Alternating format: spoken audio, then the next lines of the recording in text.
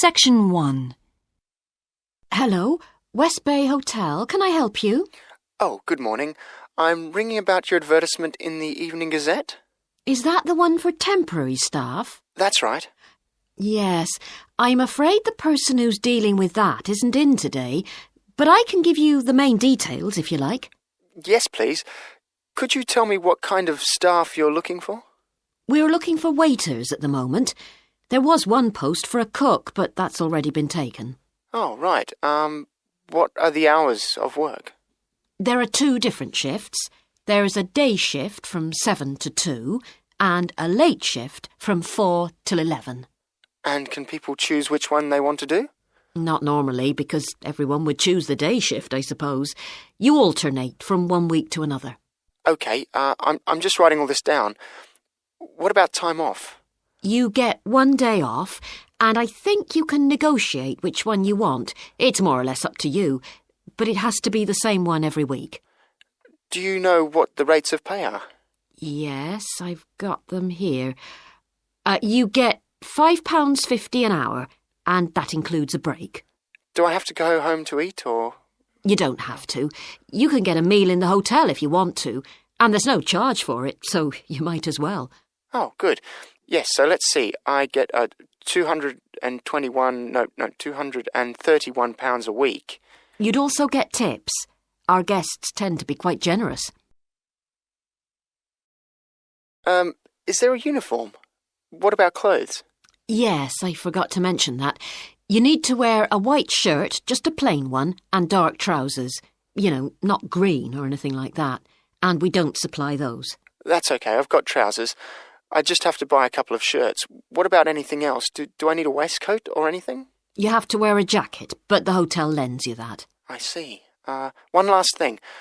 I don't know what the starting date is. Just a minute. I think it's sometime around the end of June. Yes, the 28th, in time for the summer. That's great. I'm available from the 10th. Oh, good. Well, if you can call again, you need to speak to the service manager. Her name's Jane Irwin. That's Urwin. And she'll probably arrange to meet you. OK. And when's the best time to ring? Could you call tomorrow? She usually starts checking the rooms at midday, so before then if you can, so she'll have more time to chat. I'll just give you her number because she's got a direct line. Thanks. It's 832-009. 823-009. 832. Oh, OK. Yes, I'll do that. And by the way, she will ask you for a reference, so you might like to be thinking about that. You know, just someone who knows you and can vouch for you. Yes, no problem. Well, thanks very much for your help. You're welcome. Bye. Bye. Section 2. Good morning, and welcome again to your city today. With me today is Graham Campbell, a councillor from the City Council. He'll be telling us about the plan to improve the fast-growing suburb of Red Hill. Good morning, Graham, and welcome to the show. Good morning, Carol. Now, Graham, I understand that there has been a lot of community consultation for the new plan. Yes, we've tried to address some of the concerns that local groups told us about. People we've heard from are mainly worried about traffic in the area, and in particular the increasing speed of cars near schools. They feel that it's only a matter of time before there's an accident as a lot of children walk to the school. So we're trying to do something about that. Another area of concern is the overhead power lines. These are very old, and a lot of people we spoke to asked if something could be done about them.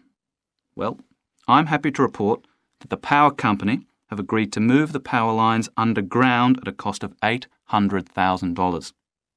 I think that will really improve the look of the area, as well as being safer. That's good to know. But will that mean an increase in rates for the local businesses in that area? Well, the power company have agreed to bear the cost of this themselves after a lot of discussion with the council. This is wonderful news, as the council now has some extra funds for us to put into other things like tree planting and artwork. Now, we've also put together a map which we've sent out to all the residents in the area.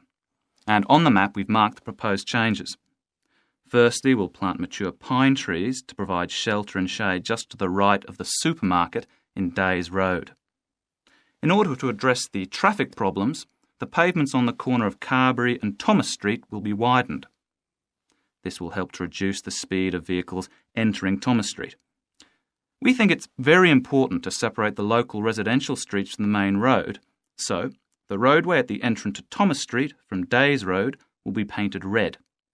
This should mark it more clearly and act as a signal for traffic to slow down. One way of making sure that the pedestrians are safe is to increase signage at the intersections. A Keep Clear sign will be erected at the junction of Evelyn Street and Hill Street to enable traffic to exit at all times. Something we're planning to do to help control the flow of traffic in the area is to install traffic lights halfway down Hill Street where it crosses Days Road. Now, we haven't only thought about the cars and traffic, of course. There's also something for the children. We're going to get school children in the area to research a local story, the life of a local sports hero, perhaps. And an artist will incorporate that story into paintings on the wall of a building on the other side of Hill Street from the supermarket. And finally, we've agreed to build a new children's playground, which will be at the other end of Hill Street, close to the intersection with Carberry Street. Wonderful. Now, what's the next stage? Well, the final plan... Section 3. Hi, Jeannie. How's it going? Oh, hello, Dan. Pretty well, thanks. Have you managed to get the money for the course yet? Yes, that's all sorted out now, thanks. It took long enough, though. It was practically a year ago that I applied to my local council for a grant, and it took them 6 months to turn me down. That's really slow. And I thought I was eligible for government funding, but it seems I was mistaken.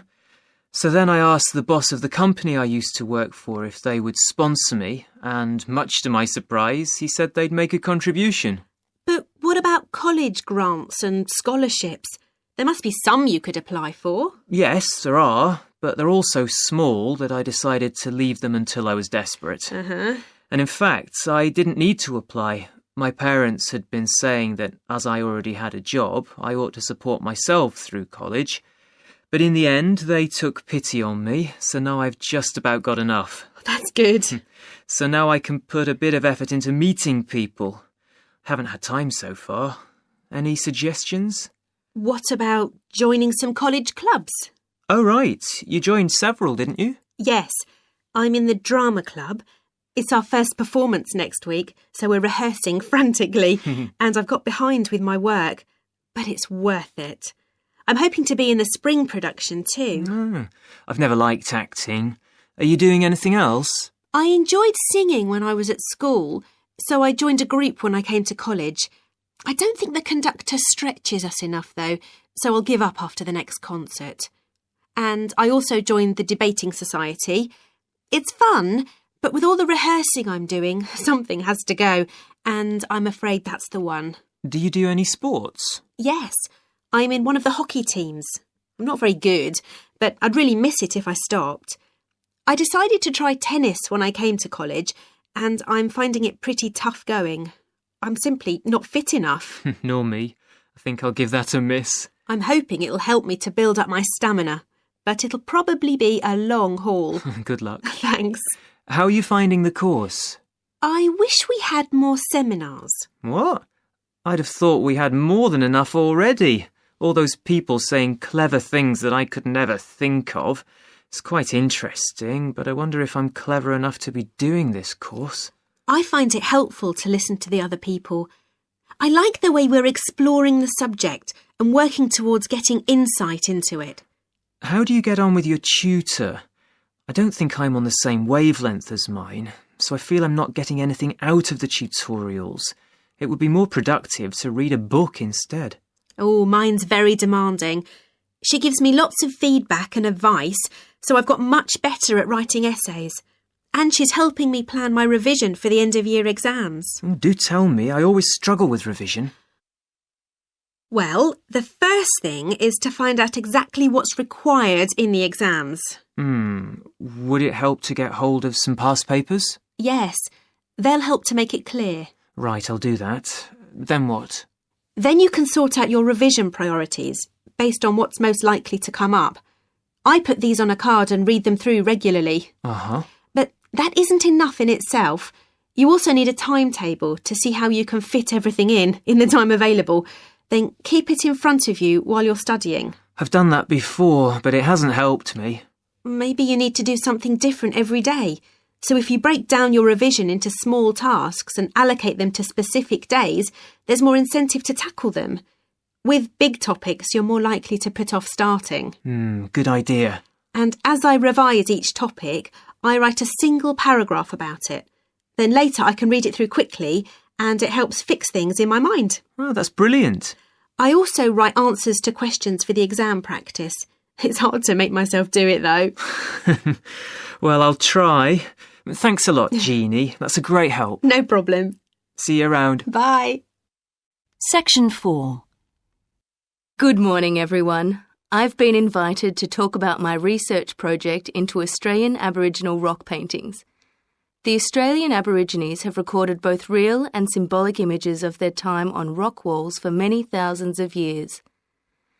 Throughout the long history of this tradition, new images have appeared and new painting styles have developed. And these characteristics can be used to categorise the different artistic styles. Among these are what we call the dynamic, yam, and modern styles of painting. One of the most significant characteristics of the different styles is the way that humans are depicted in the paintings. The more recent paintings show people in static poses, but the first human images to dominate rock art paintings over 8,000 years ago were full of movement. These paintings showed people hunting and cooking food, and so they were given the name dynamic to reflect this energy. It's quite amazing considering they were painted in such a simple stick-like form. In the yam period, there was a movement away from stick figures to a more naturalistic shape. However, they didn't go as far as the modern style, which is known as X-ray because it actually makes a feature of the internal skeleton as well as the organs of animals and humans. The yam style of painting got its name from the fact that it featured much curvier figures that actually resemble the vegetable called a yam, which is similar to a sweet potato. The modern paintings are interesting because they include paintings at the time of the first contact with European settlers. Aborigines managed to convey the idea of the settlers' clothing by simply painting the Europeans without any hands, indicating the habit of standing with their hands in their pockets. Size is another characteristic. The more recent images tend to be life-size or even larger, but the dynamic figures are painted in miniature. Aboriginal rock art also records the environmental changes that occurred over thousands of years. For example, we know from the dynamic paintings that over 8,000 years ago, Aborigines would have rarely eaten fish, and sea levels were much lower at this time. In fact, fish didn't start to appear in paintings until the yam period, along with shells and other marine images. The paintings of the yam tradition also suggest that during this time, the Aborigines moved away from animals as their main food source and began including vegetables in their diet, as these feature prominently. Freshwater creatures didn't appear in the paintings until the modern period from 4,000 years ago. So these paintings have already taught us a lot. But one image that has always intrigued us is known as the rainbow serpent. The rainbow serpent, which is the focus of my most recent project, gets its name from its snake or serpent-like body, and it first appeared in the yam period 4,000 to 6,000 years ago. Many believe it is a curious mixture of kangaroo, snake and crocodile. But we decided to study the rainbow serpent paintings to see if we could locate the animal that the very first painters based their image on. The yam period coincided with the end of the last ice age. This brought about tremendous change in the environment, with the sea levels rising and creeping steadily inland. This flooded many familiar land features and also caused a great deal of disruption to traditional patterns of life, hunting in particular. New shores were formed and totally different creatures would have washed up onto the shores. We studied 107 paintings of the rainbow serpent, and found that the one creature that matches it most closely was the ribboned pipefish, which is a type of seahorse. This sea creature would have been a totally unfamiliar sight in the inland regions where the image is found, and it may have been the inspiration behind the early paintings. So, at the end of the Ice Age, there would have been enormous changes in animal and plant life. It's not surprising, then, that the Aborigines linked this abundance to the new creatures they witnessed. Even today, Aborigines see the rainbow serpent as a symbol of creation, which is understandable given the increase in vegetation and the new life forms that featured when the image first appeared.